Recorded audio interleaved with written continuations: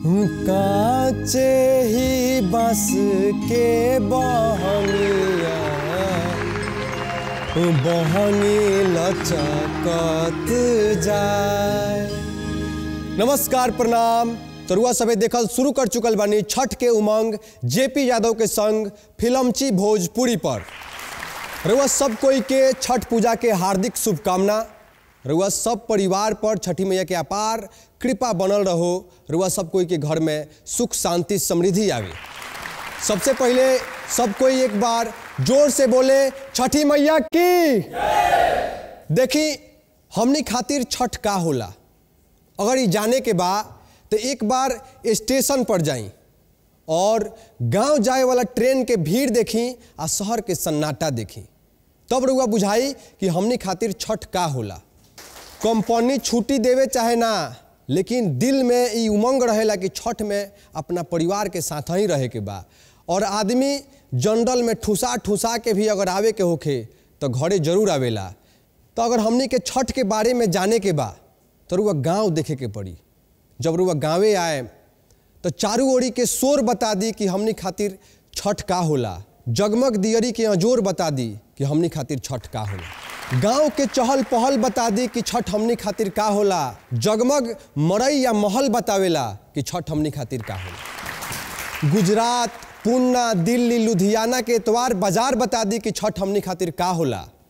परदेसी लोग के घर आइला के बाद चेहरा के जौन चमक बा उ बता देवेला कि छठ हमनी खातिर का होला। अगर छठ जैसन महापर्व ना रही तो दिल्ली बेंगलोर के बड़ा बड़ा बिल्डिंग में रहे वाला गांव के परिवार के बीच में माटी के चूल्हा ना पहुंची। कितनो महंगा रहुआ किचन बना ली, लेकिन खरना के खीर बनावे खातिर माटी के चूल्हे ले आवे के पड़ी। और जब बड़ा बड़ा बिल्डिंग में माटी के चूल्हा पर खीर बनेला तो ऐसा लागेला कि अपना सुखल संस्कृति के गाछ में केहू पानी डाल देलस। छठे ऐसा पर्व बा जेमे उगत सूरज के साथ साथ डूबत सूरज के भी पूजा होला और पूरा विश्व के इस संदेश दियाला कि उगत सूरज के साथ साथ डूबत सूरज के भी महत्व बा। तो आज हमनी रुआलो के साथे छठ मनाएम सन। पूरा झुलनिया गांव रुआलो के साथे छठ मनाई, रुआलो के हंसाई, रुआ साथे गाई गुनगुनाई। तो बनल रही और देखत रही छठ के उमंग जेपी यादव के संग। बताओ एगो हई घाट बा, झुलनिया घाट बा, केहू नहीं के पूछत। बड़का बड़का गांव के घाट देखला हा, चकमक चकमक करताटे। आ झुलनिया के घाट के हई हाल बाटे। मर्द का सोचले बाड़ा? अरे तो वो गांव में लोग बा, ये गांव में लोग बा, सब लोग तो बाहर चल गई। सब कोई बाहर चल गए। आज घाट पर लोग चाह कैसे पी? ओकर टेंशन नहीं खेले के। हाँ। जब कबूतर बाड़े तो जितना दूध अरग में लगी, अच्छा, जितना दूध चाय में लगी, हाँ, सब कबूतरा के तरफ से रही, पूरा निःशुल्क। अरे राम, हौसन वीर जेपी आ रे। ए जेपी, अरे काहे चिल्ला तरह मर दे? सुनता है हाँ, का भाई? हाथ ना बड़का दिल देखौले बा कबूतर। सुनली सा का दिल? हाँ, इनकर तो पेट बड़का रहल, दिलो बड़का हो गई। देखो नहीं का कहता है। का कहता रहो? का कहता सुन, ई का कहता का कहता कि जितना लोग चाह पी नु घाट पर, हाँ, पूरा दूध हम देव। तो आधे आधे पानी आधा दूध। यह तो बात हम कहनी। घाट पर से बाल्टी में मर्दवा पानी उठाई, हाँ, ड्राम में झील दी, दे दी, अबली एकदम गलत आरोप बा। छठी माई में हम मिलावट करे कबू ना। तार कोनो भरोसा नहीं है। अच्छा छोड़ा, वो तो तारा पर जाता। हमारा कहे के मतलब ई बा, हाँ, इनका पर हमारा भरोसा नहीं है। हाँ, लेकिन तू का करो, हाँ, अपना सामने दूध दुहावा, बाल्टी चेक करके। बाल्टी पलट के हमारे सामने एकदम दुइहा, एकदम थान तो से दूध देबो, हाँ, तब लियाई। हाँ, ना तो भले तो 2-4 रुपये बेसी लगी महाराज, बढ़िया ना तो पंछुछुर चाय पी लोग जी भे जड़ जाई। छठी माई देखी है इनके। सुना है, आई बताओ कि केरा केरा कहाँ से है? दूगो केरा ही बढ़ला से होता। अरे तो केरा तोहरे नु बा, कहबो तब नहीं जाए। गांव में जहाँ से प्रवेश होता, हाँ, ओजा से लेके आ छठ के घाट तक ले हमरा केरा के थम चाही है। अच्छा, आ ऊ चाही भूकिया बॉल चाही है। आ 3 पट्टी जौन होला ऊ झंडिया ऊ चाही। ई कैसे होई? चंदा कितना देले बड़ा? 101 रुपया। अच्छा ही इतना चीज 101 रुपया हम ही न दिल बानी सबके उ देता जी। कितना चंदा पड़ल बा टोटल? टोटल चंदा कहाँ 7,000 रुपये भइल बा। 7,000 पड़ल बा। हमार ग्रुप में महाराज 150 लोग बा, 7,000। तो सब बाहर भाग गेल बा, कोनो फोने नहीं के उठावत। आज दुगो रहले से सुनीलवा अबुदवा दोनों चंगे ससुरारी। सुना ससुरारी क्या कर गेल बा सर? ओजी का दू छठ करिए सर। अब देखा वो अपने दादा की यहाँ छठ करिए, छोड़ा ना हटावा। ऐ हमरा में से जा केरा काट लस। अच्छा। हम बनू खाली एगो ध्यान रखी है का जौन केरवा फर देले बनू उ मत कटी है खाली। उ काटे सन हमनी मतलब बुद्धि बाना। हाँ बाकी काट लिए जाके हैं। ठीक समझ ले बाबू। हाँ हई दिल ना मिली आ हई जानते हई हाँ ऐसा ही ना हो। हमनी के समय में छठ होत रहे। अच्छा एक बे हमनी के पोखरा सूख गई। हाँ पोखरा गांव के सूख गई जी, लोग छठ कहाँ करी। अच्छा एक बे कुदारी उठावन। हाँ 3 बीघा 3 बीघा 3 बीघा जमीन हाँ राते भर में कोड़ के हाँ। कोड़त 3 पोरसा पानी फेंकल ऊपर। हमने रुकी सक जाई सर। हैं? हमें रुकी सक जाई सर। मर्द गजब तू फेंकत मर्द 3 पोरसा पानी फेंक देलक तू। फेंक दल अतना कोड़िए देनी कि पानी के एक बाप पके अइले एक बे पोखरा के दादा हो गइले। हाँ? जे औरत देव उ कहो कि तनी कम हो के पानी। अच्छा मेहनती आदमी हमनी के वो घर के आदमी है सही दूगो थवी लगा के जे मुंह ताकत माने हमनी के अकेले परान दिस 2 आदमी का करू गांव में आवड़ी लोग लौकत तारा तो कुछ कर लो तो सब तो व्यवस्था जितना लौकत अभी करते नहीं बनी समय मिली तब परान दे दी सर इनका फेरा में इनका झूठ सुनल जाई तो हमनी का माथा पकड़ा जाई बाबू। मतलब एके लिए फेंकतो बरत हमनी के तू परान अपने दे दादा ता दिस। जिंदा रहता तो बूंगा से पूछवा देती। तो अब तक तू झूठ बोलबे ना करतो हम दादा रहते तो तार व्यवस्था कर देते। हाँ ठीक बाटे कुछ हम बोलते जब छोड़ा रहे ना तो छठिए मैं जानते हो तो आगे बताओ सब। टेंट सामियाना मान लो जे केरा टांग दियाई तिनकोनिया टांग दियाई आ लोगवा अनहार में आई या जाई। हाँ तो भूखिया बोल तो भूखिया से माने लौकी आंखें और चंगड़ी आ जाई बढ़िया। जनरेटर चाहिए। हाँ जनरेटर हाँ ट्यूबलाइट वाला बढ़िया। ट्यूबलाइट का गोल लगा दिया। टेंट वाला कहल बा कौन कहल बा? गौतम के। हाँ गौतम के जाके कह दे सर। आना तो पिछला साल खानी करा दियो। ये लोग कोसी भरे जात रहे तो वही में से एगो दियरे जरा के देखत जात रहे लोग। अरे महाराज आधे पर ईयर ले रहे ओकर जनरेटर ओकर। हाँ अच्छा 5 लीटर किरासन तेल रखी है सब इमरजेंसी खातिर। ना गौतम वाला ठीक बा। हाँ गौतम वाला ठीक बा ठीक नु। हाँ तो ये सब व्यवस्था कर लोग ऐसा ही खाली गौतम कैला से ना हुई। व्यवस्था कर लोग जवान बड़ा लोग हम रहती है उम्र में नू अकेला कर देती अकेला। ये तो तारा मेरा लोग रहत रही 20 बनी बतिया कहीं ये मेरा लोग नहीं खे गांव में। तू लोग नहीं खा तो 2 आदमी क्या करो सबसे बड़ी बात। हाँ बैठे खातिर हाँ। बढ़ती लोग कहाँ बैठी तिरपाल चाहिए। तिरपाल मैंने ठंडी में तिरपाल बैठी लोग पेटारी चाहिए। हाँ पिटारी एक खोप पर हमार गोया भैंसिया का खाइए सन तो हमने खाए खातिर मांगत नहीं सब फिर पूजा हो जाई ओकरा बाद हमने फिर माने साफ मार दबा तू खत्मे बारो। ए दे हंडल एकदम साफ। हम जान नहीं कि ये बुढ़ऊ भोरे कहीं है कि रे तनी ठंडा लगता तनी जल्दी जराओ हम सब पूरा जरवा दी है। मान लो 5 गो पेटारी जोड़िए जाई तो उससे कौन मत तू छठी मैया के नाम पर माने भाई मार दबा।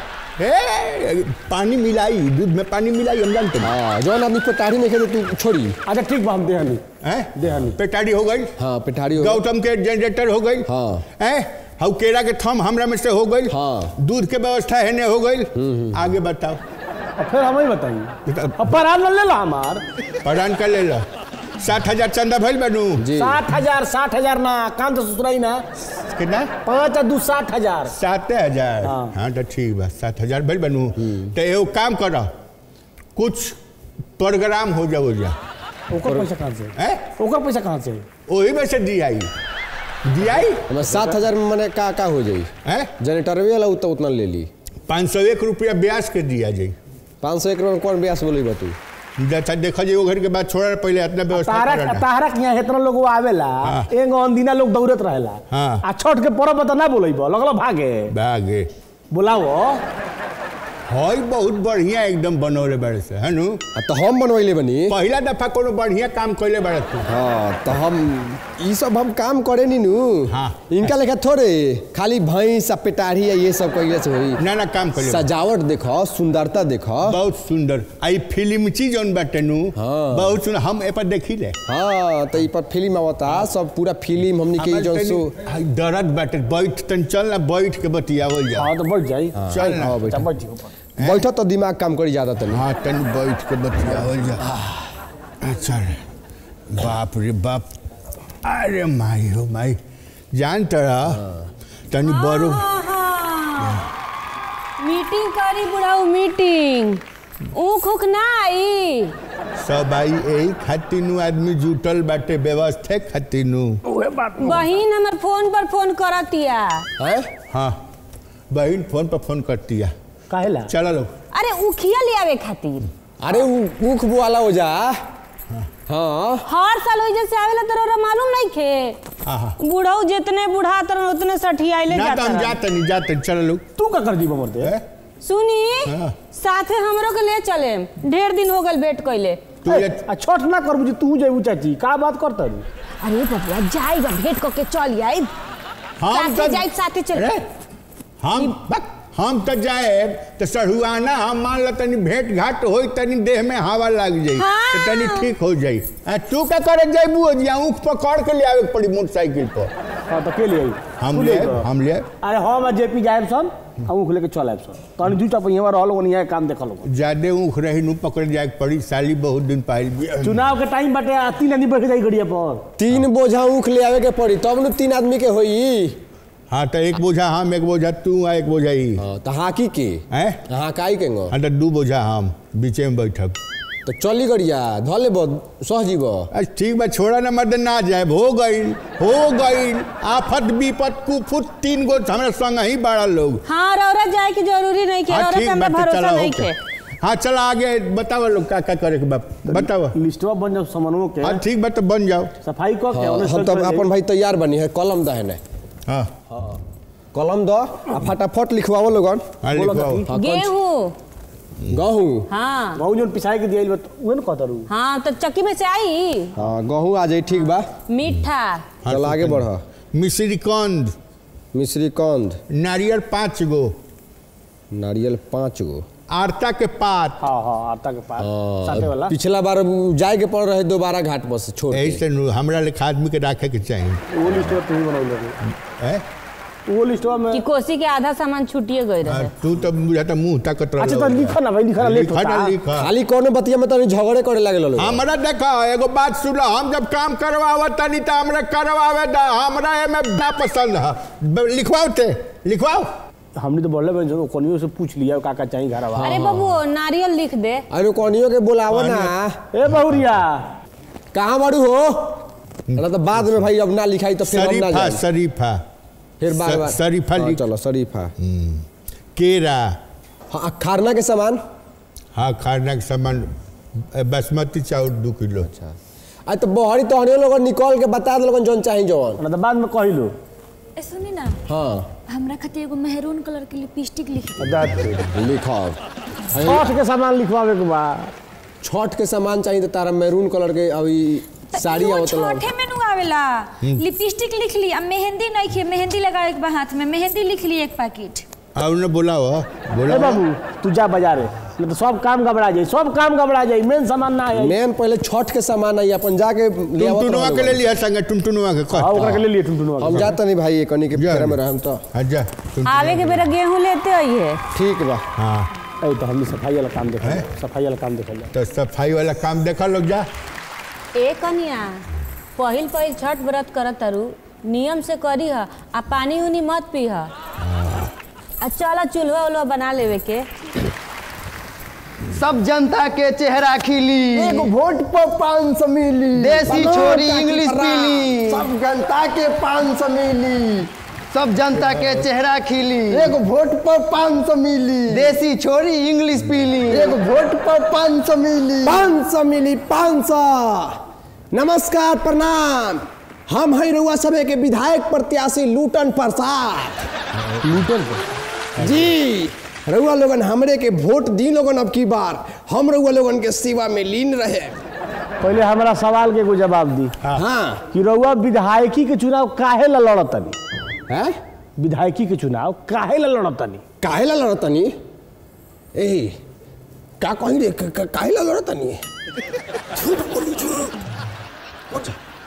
बोली, झूठ बोली ना तो हम नेता बोली, झूठ बोली।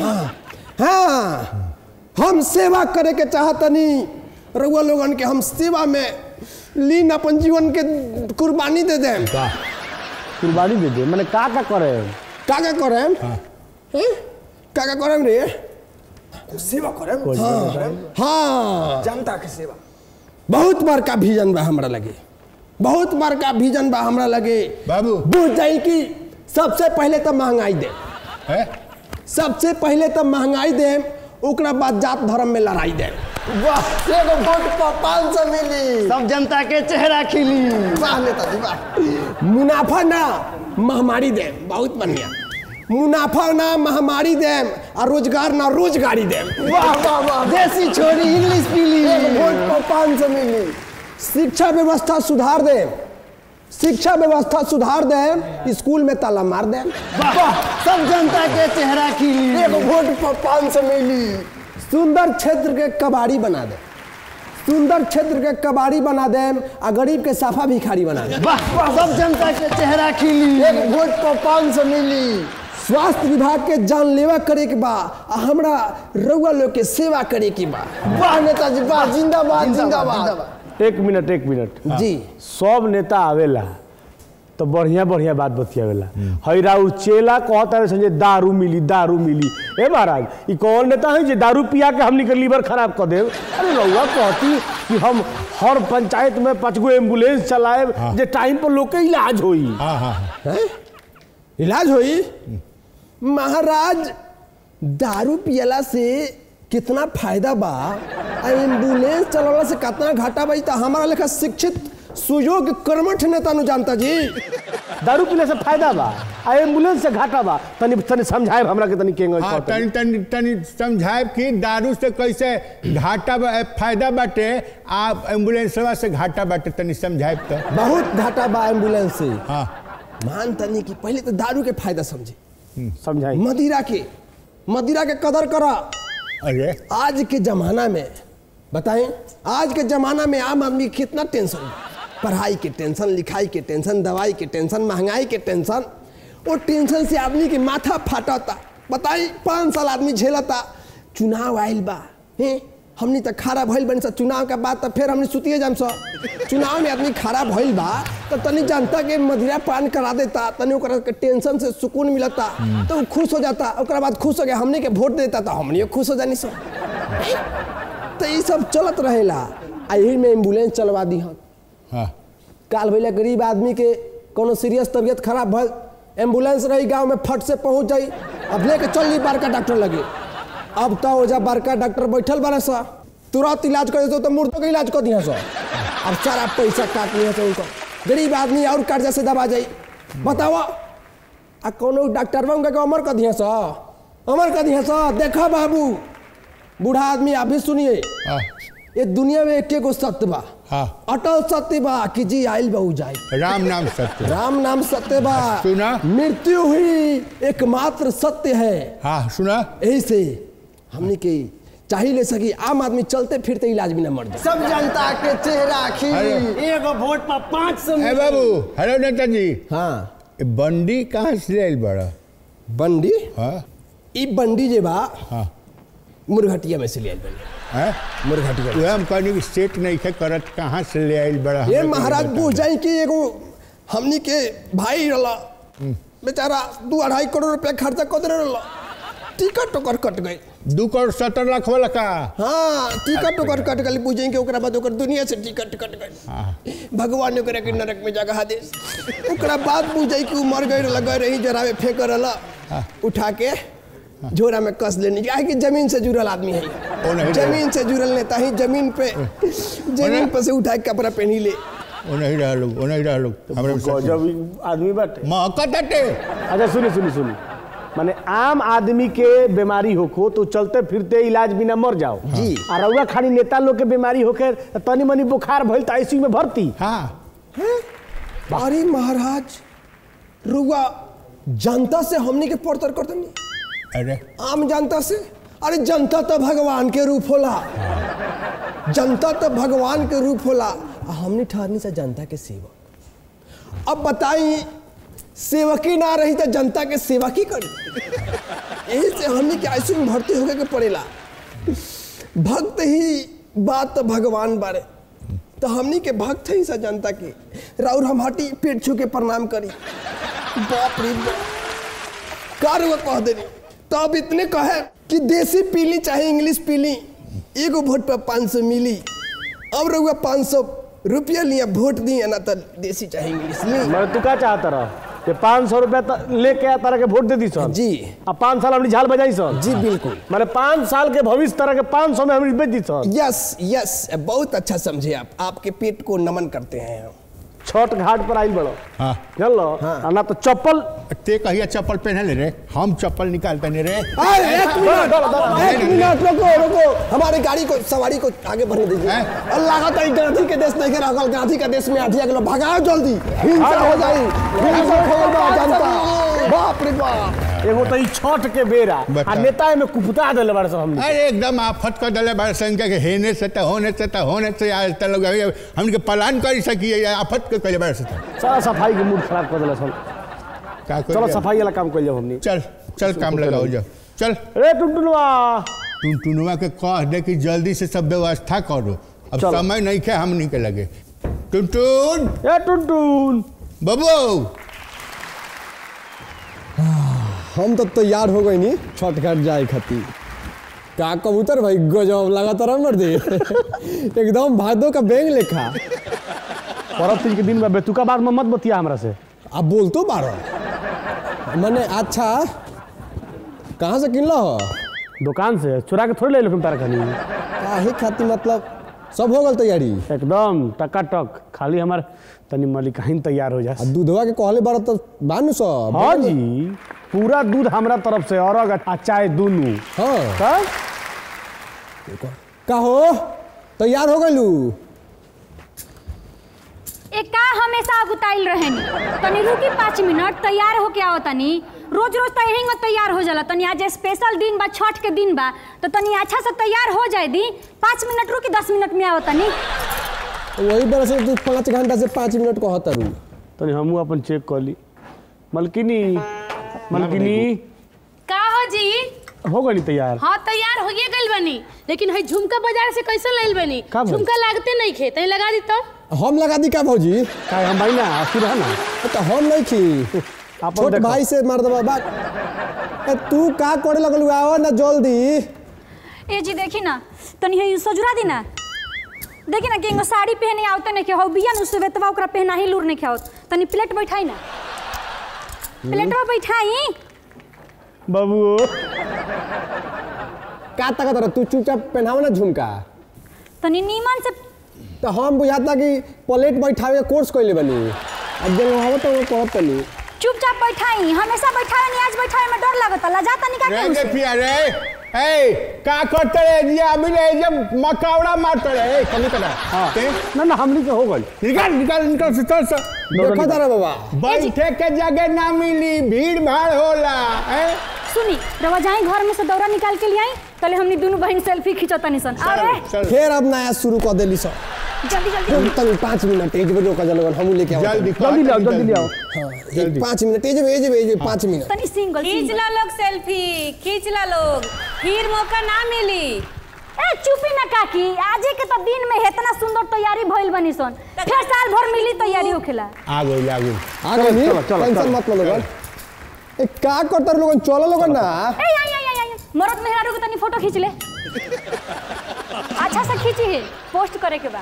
त हमरा मुड़ी पर लाद के अब हमरा के फोटो खिंचाओ तरी। ए तो छठ के यही गनो फोटो खींचाला, तनी संस्कारी बहु वाला खींच ले। ए हमार तनी मुड़ी आवे द। देखत था नु। अरे हमनियों के मुड़ी पे बा। जेपी चल बा। अब चली, अब घाट पे चली। चल चली बबनी सिंहरवा धइले हरे।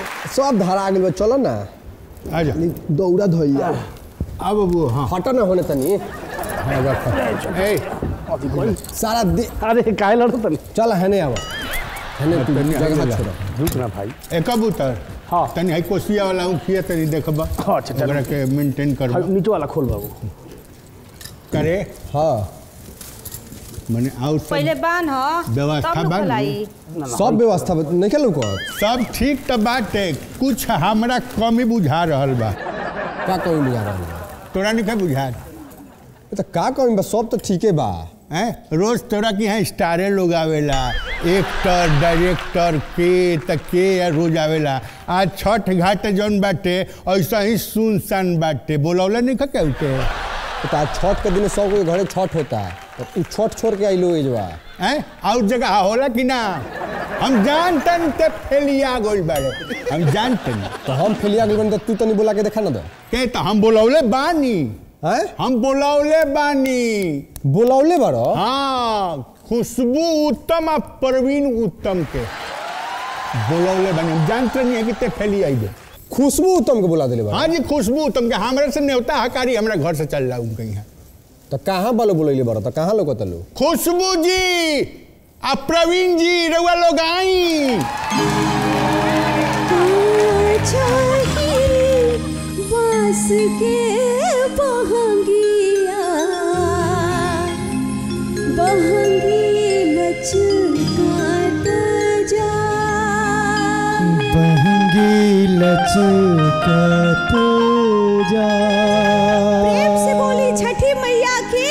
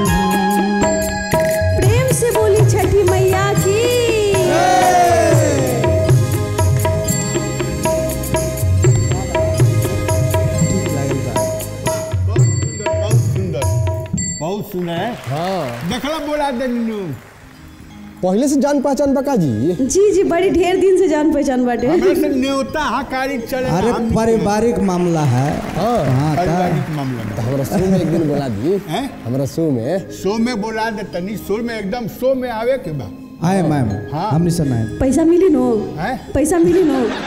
कैसे देबे नी तब कैसन रिश्तेदारी में मर देता है। बाबू ने तो फ्री वाला रिश्तेदारी बा हैं कतरा प्रोग्राम छोड़ के जब बोलवाले बन तरह बुझात थे तो एक काम करो उधारी खाता में लिखवा दिया। उधारी खाता में लिखा जे हम दिवा दे बारे अच्छा ठीक बा सोचे सोचे। अरे बाबा के बात तो कोनो बात नहीं है। हेलो हाँ तो ठीक बा तो एगो और गाना तनी तो एगो तनी और हो जाओ छठ माई के। जी जी जी जी जी जी। बोली बोली छठी मैया की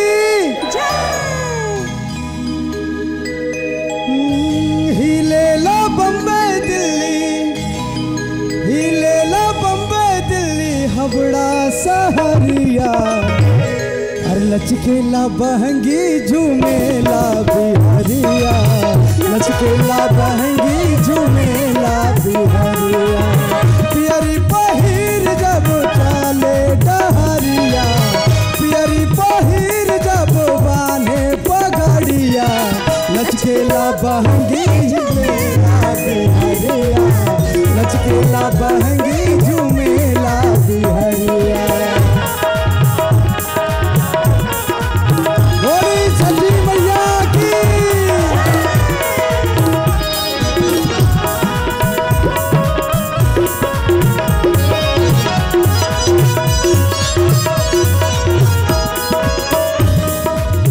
बीजी कुमाना हमारी ससु में भी भाई होके विदेश में भी छठ के पुजाई बीजी कुमाना हमारी ससु में भी भाई होके विदेश में भी छठ के पुजाई। और क्या घर घर हो खाते घर घर हो खाते छठ के तैयारिया लचकेला बहंगी झूमेला बिहरिया लचकेला बहंगी झूमेला बिहरिया पियरी पहिर जब बाने पगड़िया लचकेला बहंगी झूमेला बिहरिया लचकेला बहंगी झूमेला बिहरिया लचकेला बहंगी झूमेला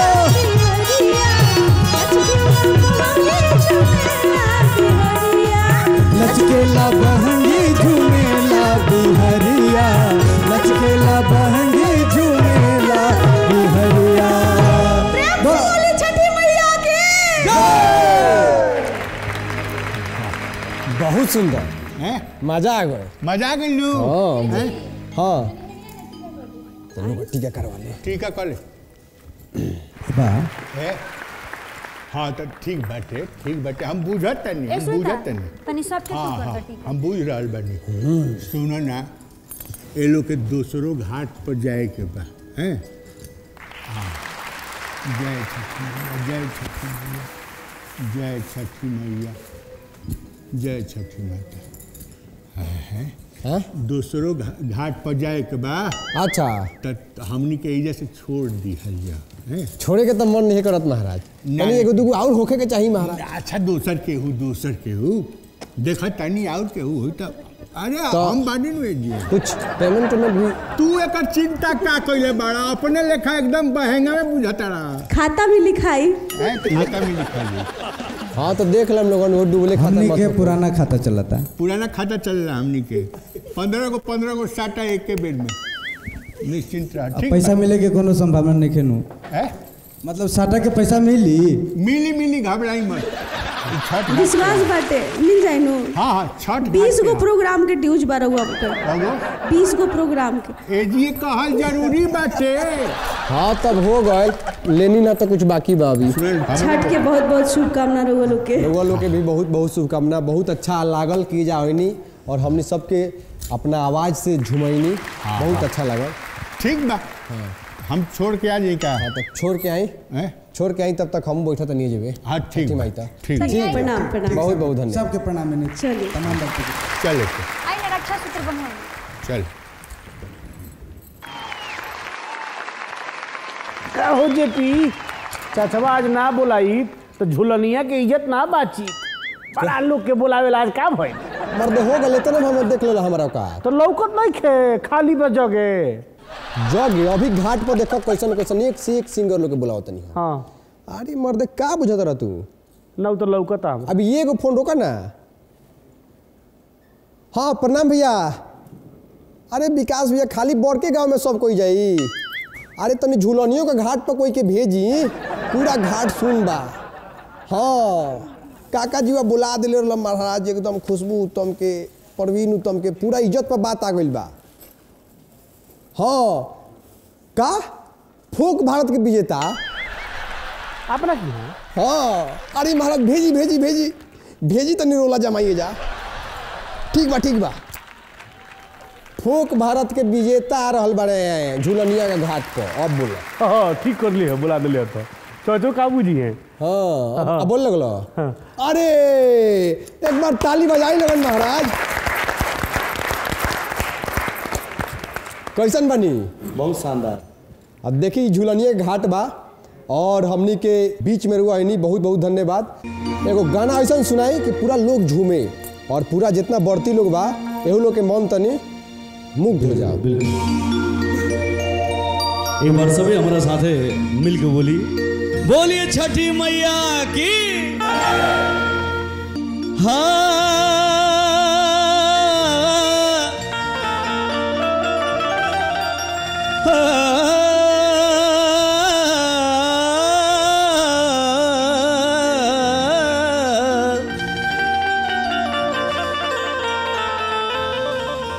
कि केरवा के पतवा पर और नेवता पे ठवनी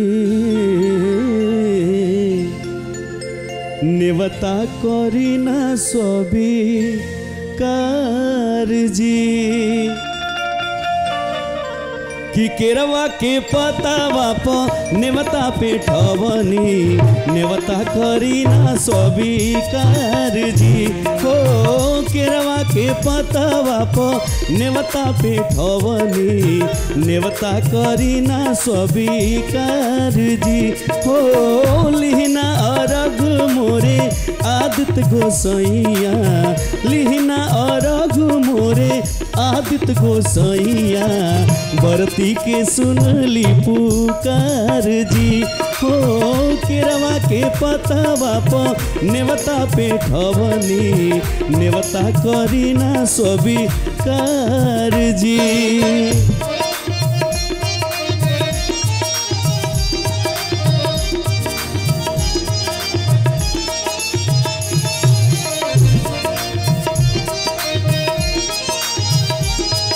बोली छठी मैया की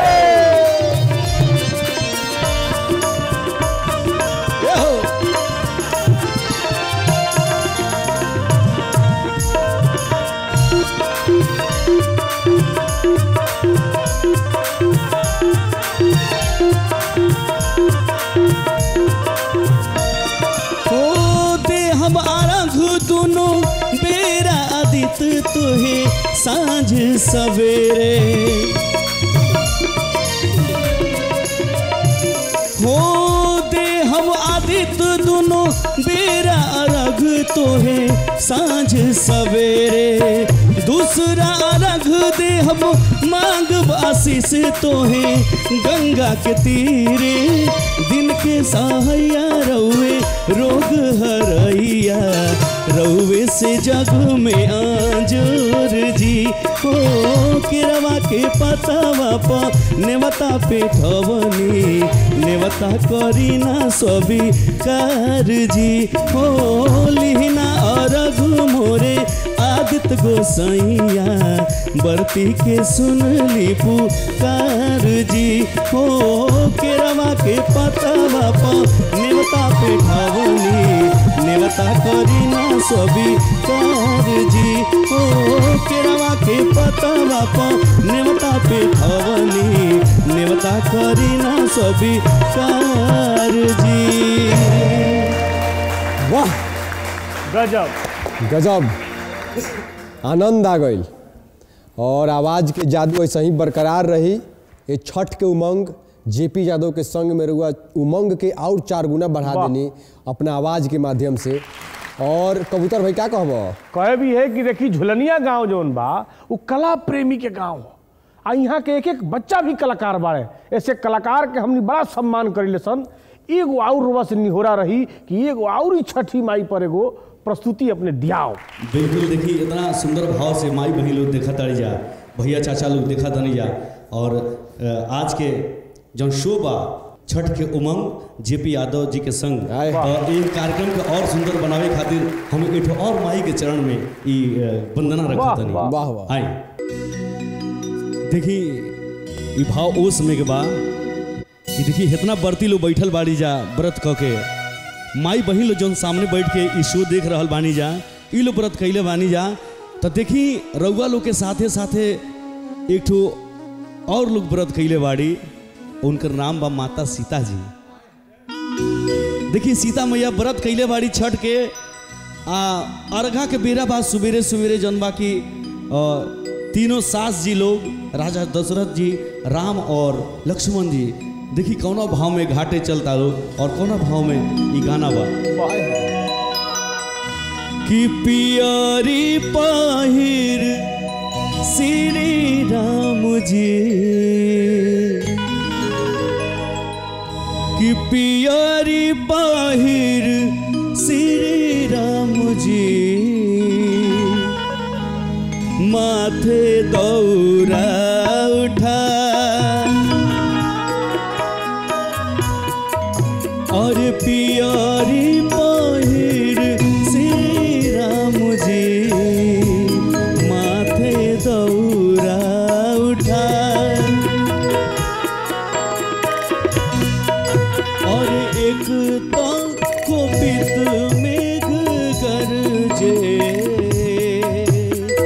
एक तो कोपित मेघ गरजे, दूजे गंगा उमड़ा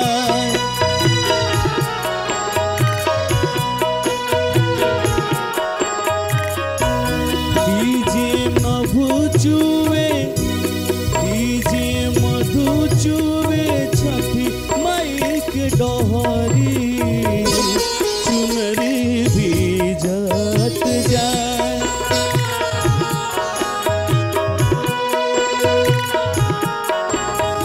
बोली छठी मैया की।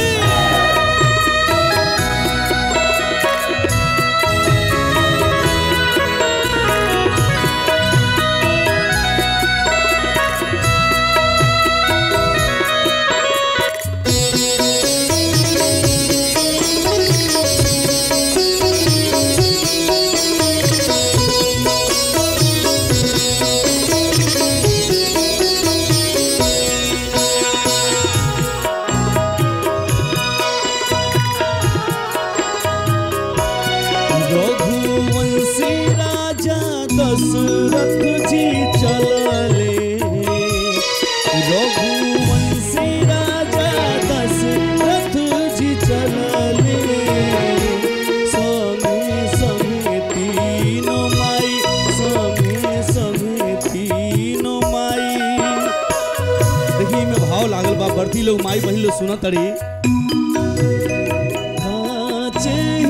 बांस के बहंगिया,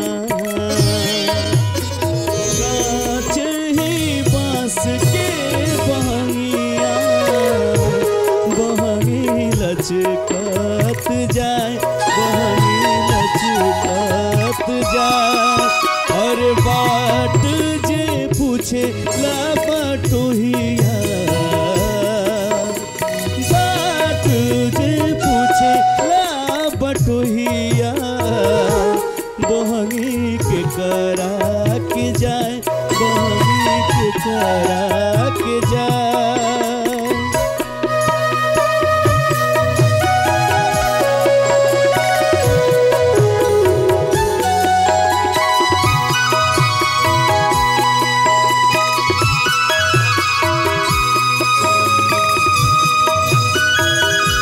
बोलिए सूर्य भगवान की, बोलिए छठी मैया की।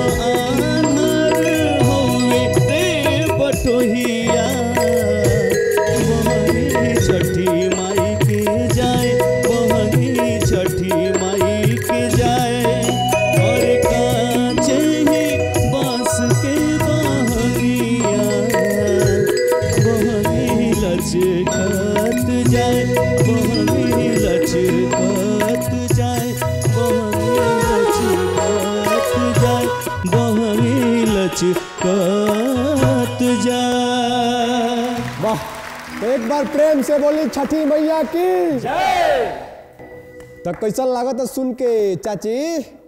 हाँ, तो ऐसा ही टीवी पर बनल रही लोगन, ऐसा ऐसा और मजा आई अभी। तब का कहे रउआ बताई कैसा लागत आज ये हमनी के झुलनिया के घाट पर आके? देखिए आज ग्राम पंचायत झुलनिया के घाट पे देखी तमाम बर्ती लोग बैठल बाड़ी जा, माई बहन लोग व्रत करके देखी केहू ठेकुआ बनावता, केहू प्रसादी बनावता, आ केहू जन बाकी घाटे पे गईले के तैयारी करता। तो रउआ लोग शो से जुड़ल रही। आज देखी छठ के उमंग जेपी यादव के संग आप लोग बनल रही और ऐसे ही प्यार आशीर्वाद देते रही। एक बार सभी केहू मिल के बोली छठी मैया के जय हो। तो बहुत अच्छा लगाता रुआ साथे हमनी के इस शो में, और इतना बढ़िया बढ़िया रुआ गाना गाओ तनी, आय हाय हाय, वाह, मन नहीं करत रुआ के जाए दे के।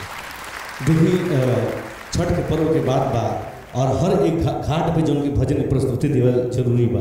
आ सब देखी माता बहन लोग औरत हुई, अच्छा जी भी बर्ती बा इंतजार करता, तो हमरो के उहुचु हाजिरी लगाओ बानू। हाँ काहे ना तो हमरा की इजाजत हुई। कबूतर जी हाँ नमस्कार। हमरा के चिंते हो के कबूतर नाम हो। मारे तारा के चिन्ह जाए, तारा के अपना भैंस के पारा पाड़ी चिन्हला सो। चल छोड़ कर बात। बोले छठी मैया की जय। कनी हमरो के गावे के सिखा दे। आई स्टाइलिश स्टार है तो तू कहताड़ा एगो दूगो देख ले खजाना रख ले। स्टाइलिश स्टार है जाए हे महाराज, स्टाइलिश स्टार मोनू अलबेला। ए मर्दे, हाँ हाँ तना बड़ स्टार के हाँ झूलनिया घाट पर लेके चल लो। हाँ ता छठी बाई के कृपा से के ना आ जाइए भैया। पेमेंट कुछ हमनी के नाम पर नहीं खा बिल फर ले। तो मोनू भैया आयल बनी राउर, तो गाना हमने सुनबे करम सा। तो एगो गाना रुआ अपना आवाज में छठी माई के सुनाई हमनी के। वाह चलिए, बहुत ही प्यारा सा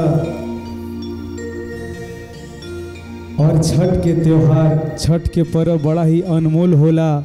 कहल जाला कि हिंदू धर्म के बड़ा ही पवित्र पर्व जे बा छठ बा। तो एक बार प्रेम से बोली छठी मैया की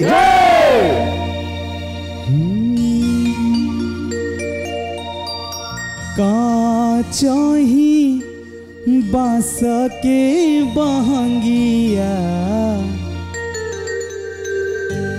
का चाही बांस के बहंगिया, बहंगी लचकत जाए, बड़ा निक लागे समैया, बड़ा निक लागे समैया, बहंगी लचकत जाए।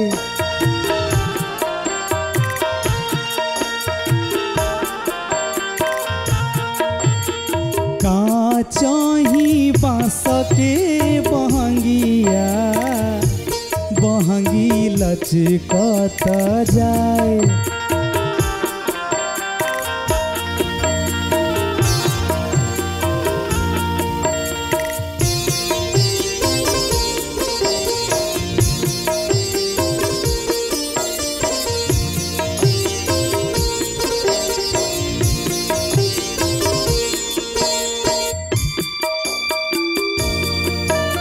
प्रेम से बोली छठी मैया की।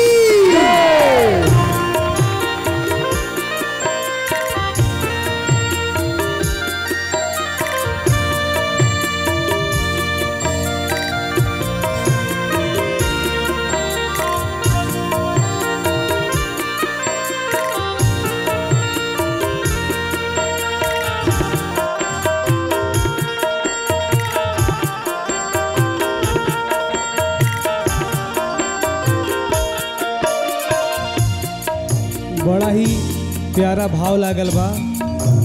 छठिया पूजन सभे चलले तिवैया,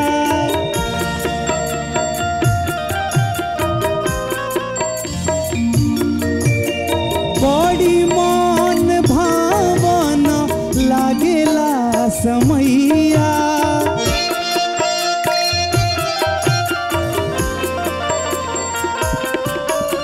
छठिया पूजन सभे चलले तिवैया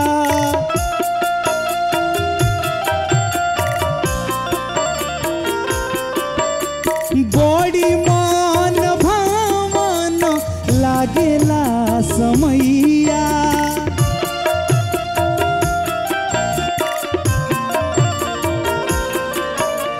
बड़ी पावन लागे समैया बड़ी पावन लागे समैया बहंगी लचकत जाए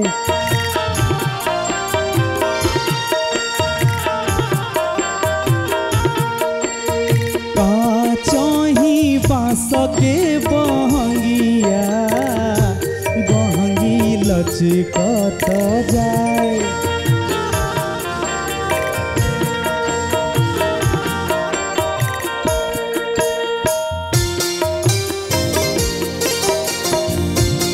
प्रेम से बोली छठी मैया की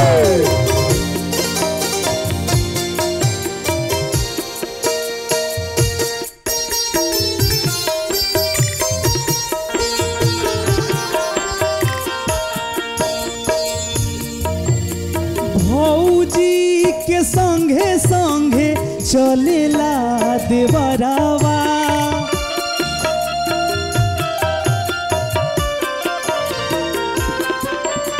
मथवा पधई छठी माई के दौरावा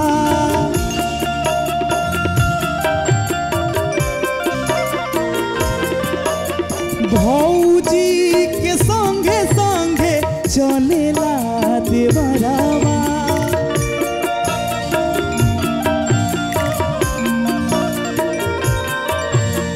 मथवा पधई छठी माई के दौरावा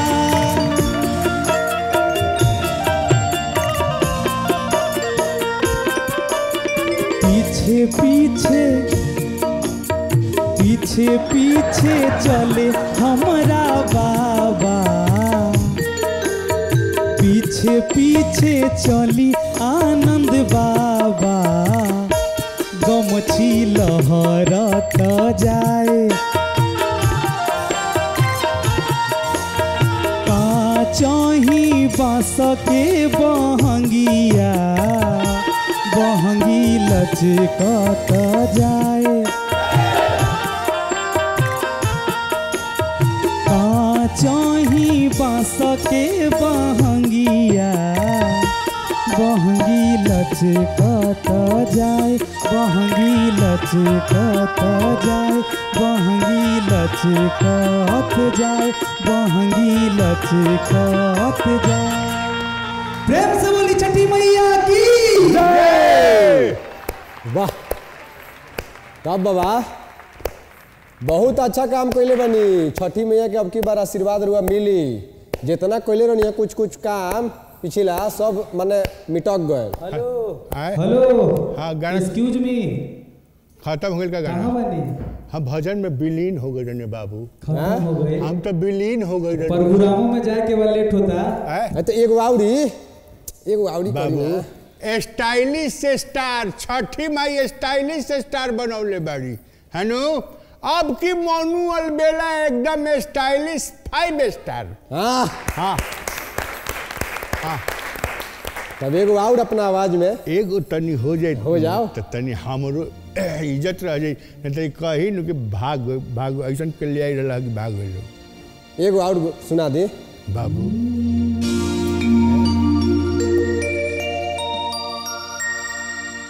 कि लाखों में एक बाड़ी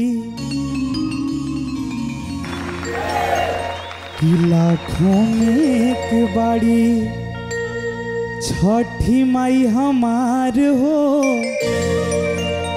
छठी माई हमार हो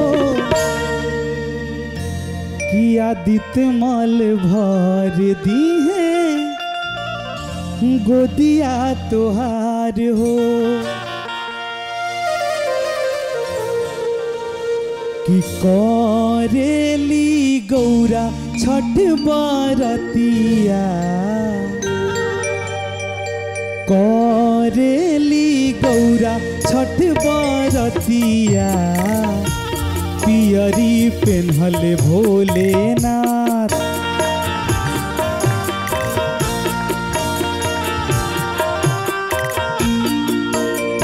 करेली गौरा छठ बरतिया पियरी पेन्हले भोलेनाथ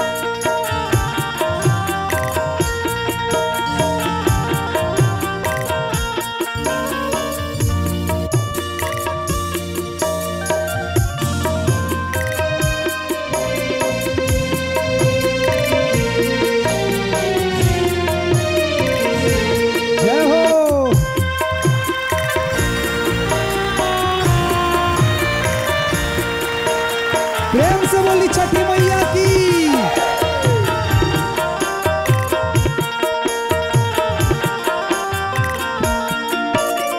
बड़ा नीक लागेला ठेकुआ अपुड़िया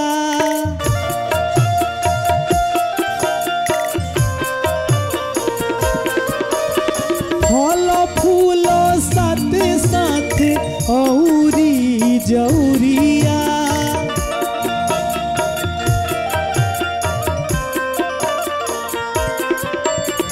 बड़ा नीक लागेला ठेकुआ पुड़िया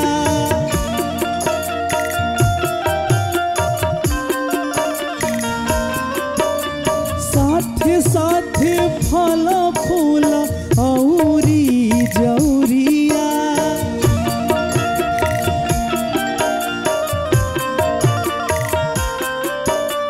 बड़ा कठिन बाटे हो परबिया बड़ा कठिन बाटे हो परबिया पियरी पेन्हले भोलेनाथ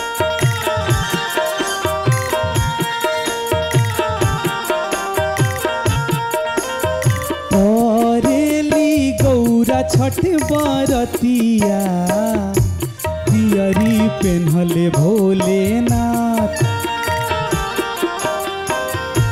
पियरी पेन्हले भोलेनाथ पियरी पेन्हले भोलेनाथ पियरी पेन्हले भोलेनाथ प्रेम से बोली भोलेनाथ की पार्वती मैया की छठी मैया की मंत्र मुग्ध कर देनी भैया।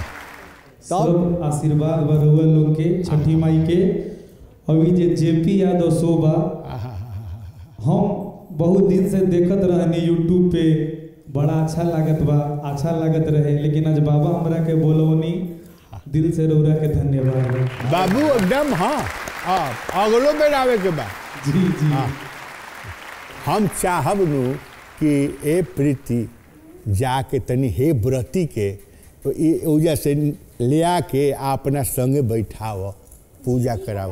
हाँ हाँ अरे बाबू ऊ चाचा जी के तू हूँ तनी चल जा तनी ले आव। हाँ ले ला सुपुआ ले ला। हाँ सुपुआ ले ला। हाँ आज सब एथी हो गई बा टाइम हो गई बाटे देखी हाँ हो चाचा के भी बैठावा बैठावा।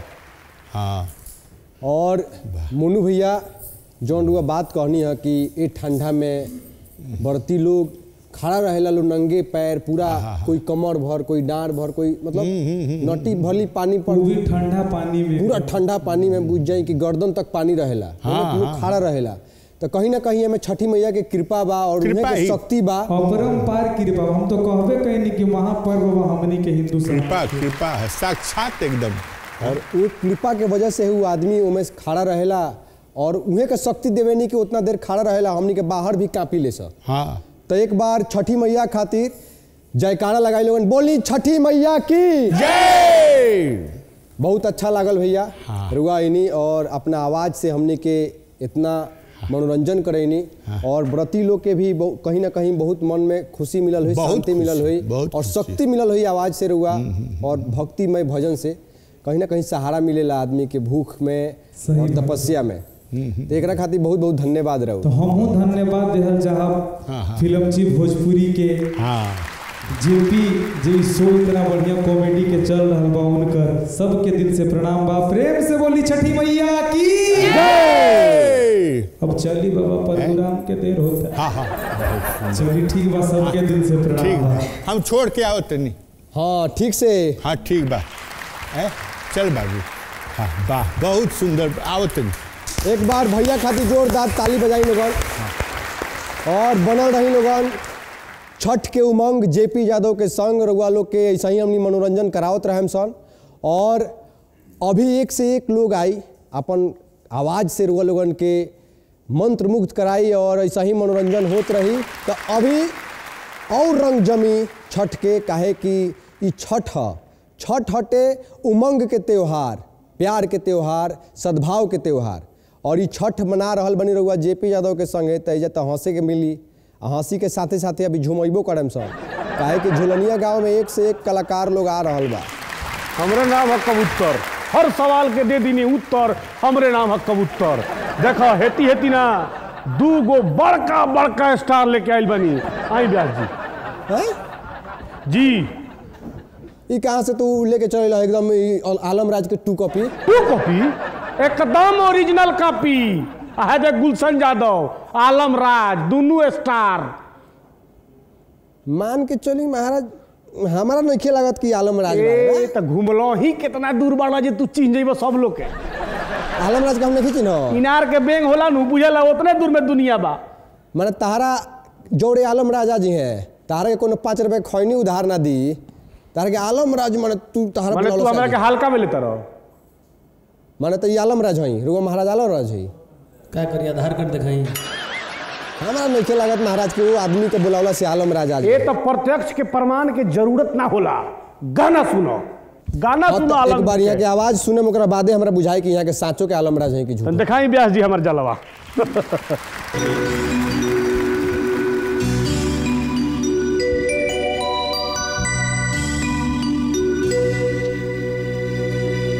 सबसे पहले आप सभी के कार्तिक के पावन पर्व छठ के ढेर सारी शुभकामना। कबूतर भाई के लाख लाख शुक्रिया हमरा के पकड़ के लिए आईनी। जेपी भाई के अभी विश्वास नहीं कैसे आधार कार्ड दिखावे के पड़ी, लेकिन पहले गा देता नहीं हम। एकदम बोली छठी मैया की ओ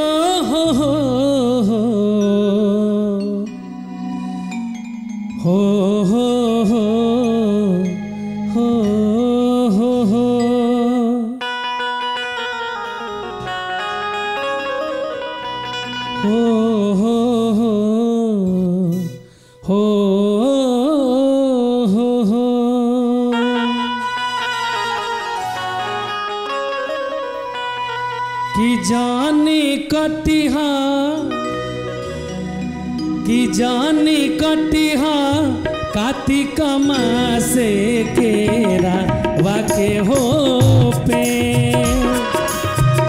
जानी कटिहा कार्तिक मासे केरा वाके हो पे ताहिरे केरावा ताहिरे केरावा रोजे आदित्य मले लावे ले हो बासे जानी कटिहा कार्तिक मासे केरा वाके हो पे। जय हो छठी माई, बोली छठी मैया की जय।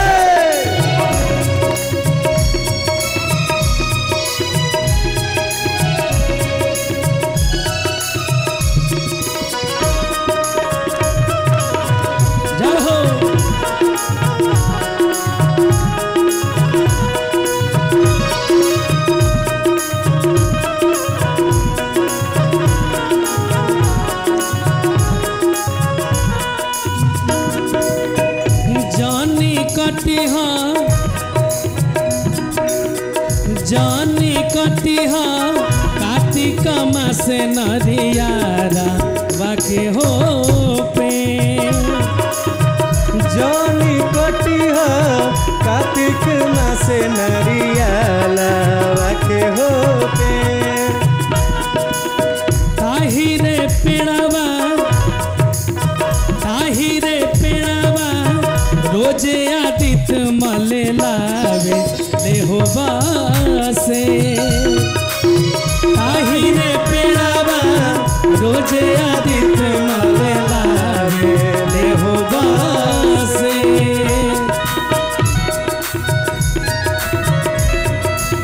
जाओ हो छठी माई क्या बात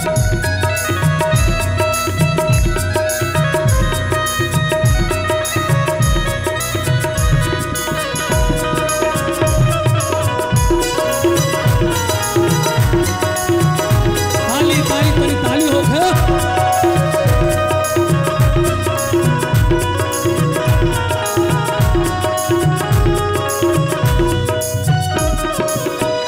जानी कटिहा हो जानी कटिहा कार्तिक मासे अमरूदी या के हो पे जानी कटिहा कार्तिक मासे अमरूदी या के हो पेड़ ताही रे पेड़ावा रोजे आदित मले लावे ले हो बासे जानी कटिहा कार्तिक मासे अमरूदी या के हो पे जानी कटिहा कार्तिक मासे केरावा के हो पेड़ जानी कटिहा कार्तिक मासे अमरूदा के हो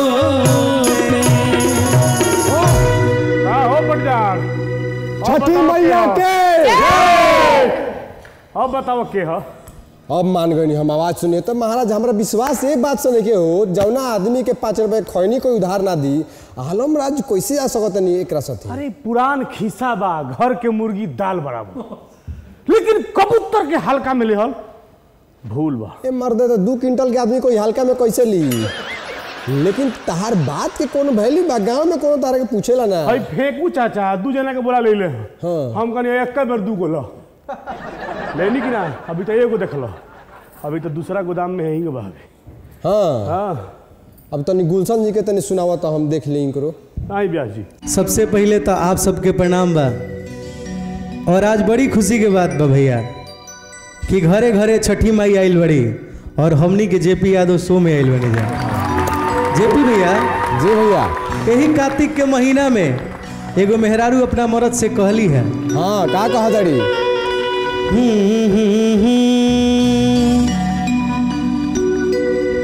भैया कहली है कि अम्मा जी के साथे हम छठ करब बबुए खातिर कोसी भरब साल भर पे आवे लावे पावन परब बबुए खातिर कोसी भरब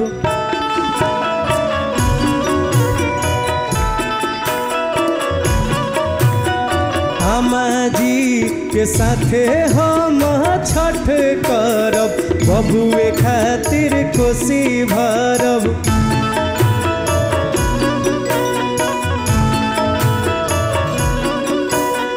साल भर पे आवे लावे पावन परब बबुए खातिर कोसी भरब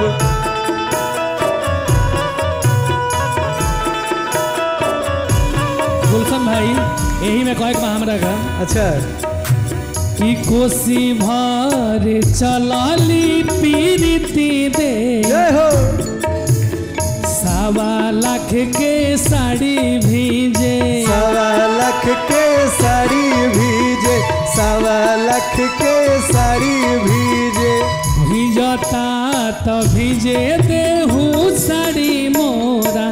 कोसी मोरा नहीं भीजे, कोसी मोरा नहीं भीजे, कोसी मोरा नहीं भीजे। कि दौरा लेके चला ले कबूतर भाई, घूटी भर धोती भीजे, घूटी भर धोती भीजे, घूटी भर धोती भीजे। कि दौरा लेके चला ले जेपी भाई, घूटी भर धोती भीजे। भीजता तो भीजे देहू धोती मोरा, कोसी मोरा नहीं भीजे, कोसी मोरा नहीं भीजे, कोसी मोरा नहीं भीजे। जय हो।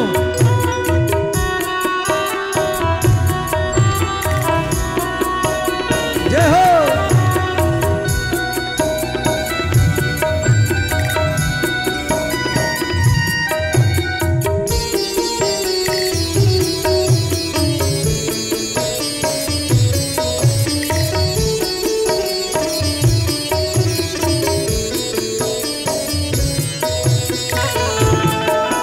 जय हो छठी माई।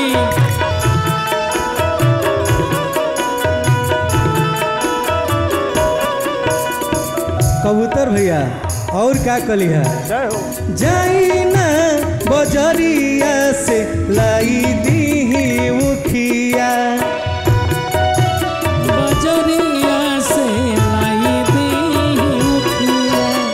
छठी माई हरीली है हमनी के दुखिया, हमनी के दुखिया। जाई ना बजरिया से लाई दी मुखिया। छठी माई हरीली है हमनी के दुखिया। काला सा ऊपर चौमुख दिया न धरब, बबुए खातिर कोसी भरब।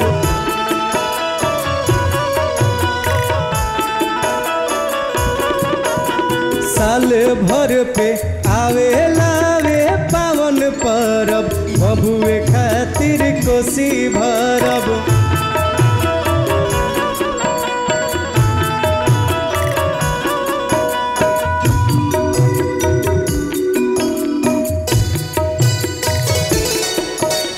जय हो।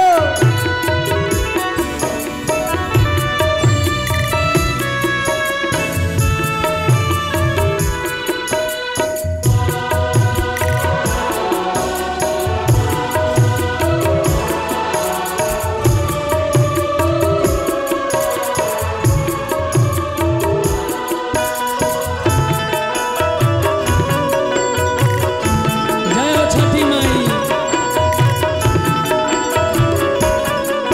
और क्या कलिए भैया? पेन्हिली पियरिया रउआ माथे दौरा धली,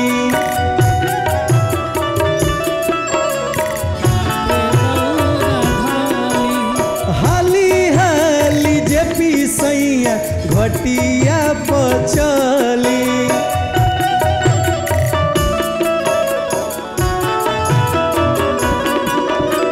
पेन्हिली पियरिया रउआ माथे दौरा धली, हाली हाली कबूतर सैया घटिया पचली। काला सा ऊपर चौमुख दिया न धरब, बबुए खातिर कोसी भरब।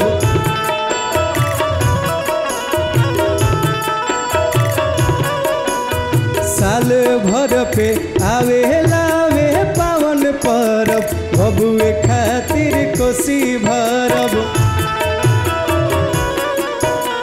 बबुए खातिर कोसी भरब, खातिर कोसी भर।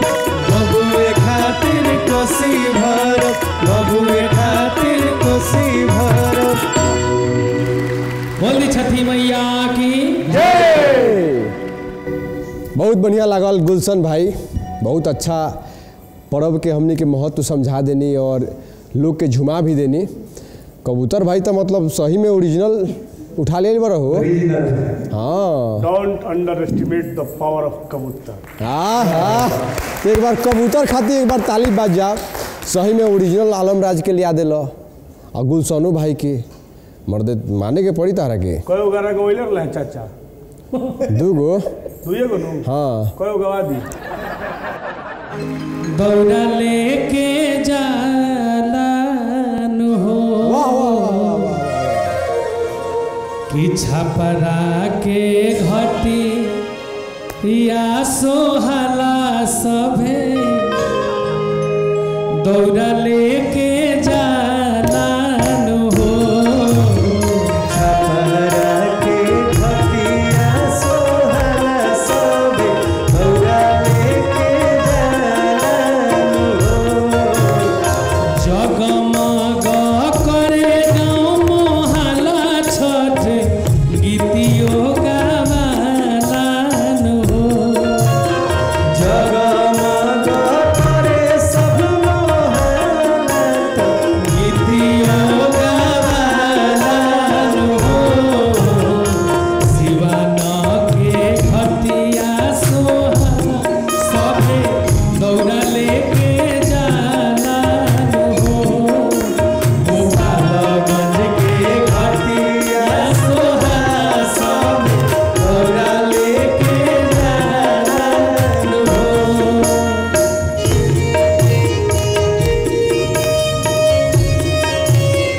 जय हो छठी माई।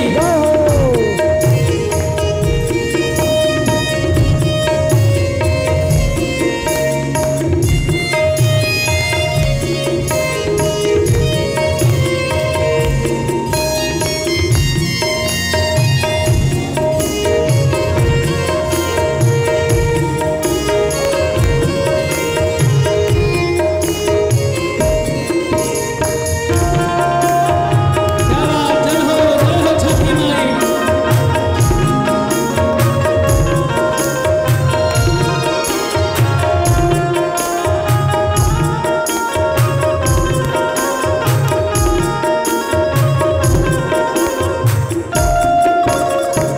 चौबीस कोसिया के भखनी हमारा छठ करे पहिला केहू पहिले भातो बारा छठ केहू कैलस पहिला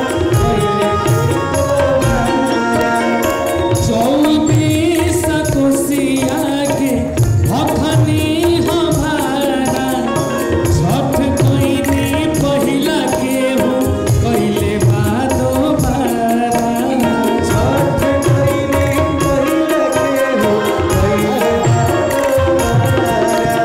ठेकुआ पूरी बने पाका बनावाता लागे मना भावन हो ठेकुआ पूरी बने पाका बनावत लागे मन भावन हो ठेकुआ पूरी बने पाका बनावाता लागे मना भावन हो आरा के भट्टी या सोहला सब दौड़ा लेके जाला हो छपरा के घटिया सोहला सब दौड़ा लेके जालान हो लेकिन जेपी बाबू अब सुबह हो गई बा कबूतर भाई सुबह हो गई बा तो कहे के बा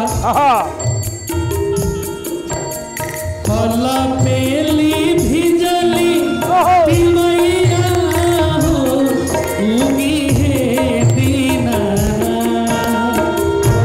पेली भिजली दिवैयान हो उगी हे दीनानाथ थर थर कपेला शरीरिया हो उगी हे दीना थर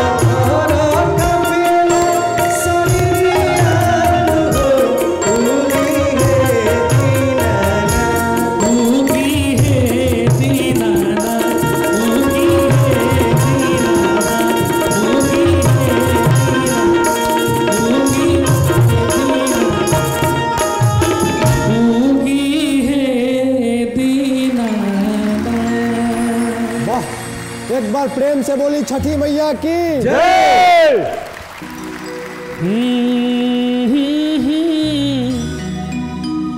हो हो हो हो हो हो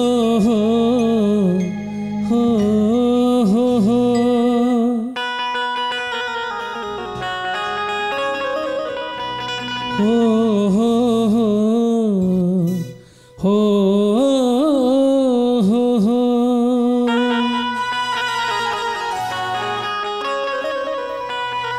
कि जानी कटिहा कि जानी कटिहा कार्तिक मासे केरा वाके हो पे जानी कटिहा कार्तिक मासे केरा वाके हो पे ताहिरे केरावा ताहिरे केरावा रोजे आदित मले लावे ले हो बासे जानी कटिहा कार्तिक मासे केरा वाके हो पे जय हो छठी माई बोली छठी मैया की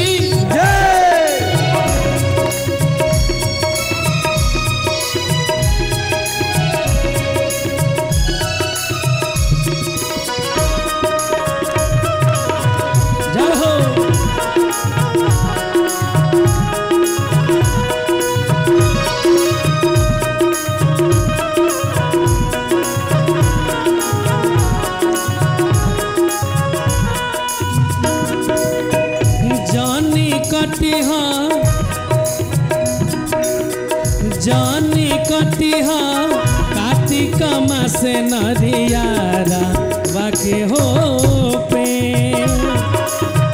जानी कटिहा कार्तिक मासे नरियाला वाके हो पे ताहिरे पेड़ावा रोजे आदित मले लावे ले हो बासे ताहिरे पेड़ावा रोजे आदित मले लावे ले हो बासे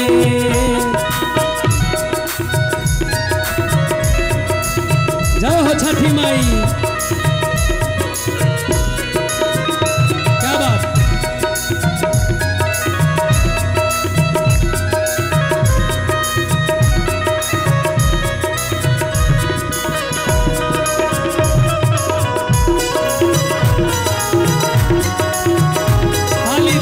ताली हो गया